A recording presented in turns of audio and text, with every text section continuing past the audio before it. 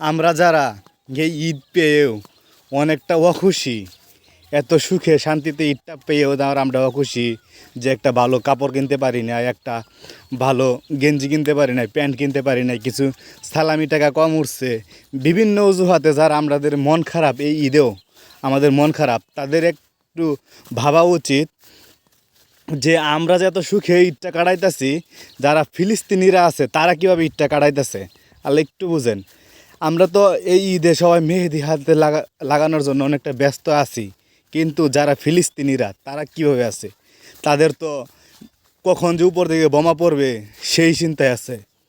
তারা তো অনেকটা সুখে নেই, তারা তো আমাদের চাইতে অনেক অনেক গুণ কষ্টে আছে। একবার ভেবে দেখেছেন?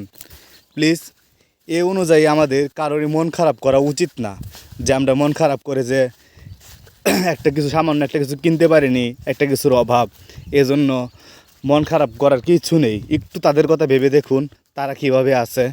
প্লিজ সবাইকে অনুরোধ করব, এই ঈদের দিনটা খুশিতে কাটান এবং ফিলিস্তিনি ভাই বোনদের জন্য দোয়া করুন। আমাদের তো ওই রকম সামর্থ্য নেই যে আমরা কিছু করব, কিছু দিব, কিন্তু আমরা তো এটা তো পারবো যে তাদের জন্য একটু দোয়া করার জন্য। সো সবার উচিত একটু তাদের জন্য দোয়া করা, যেন ফিলিস্তিনি ভাই বোনদের একটু ঈদের আনন্দটা একটু হলেও পায় আল্লাহ তাআলা দেয়। তো অসংখ্য ধন্যবাদ। সবাই ভিডিওটা ভালো লাগলে শেয়ার করবেন এবং ফিলিস্তিনি ভাই বোনদের জন্য দোয়া করবেন, আমার জন্য দোয়া করবেন। সবাইকে অসংখ্য ধন্যবাদ। সবাই ভালো থাকবেন, সুস্থ থাকবেন। সবাইকে আবারও জানাচ্ছি ঈদ মুবারক।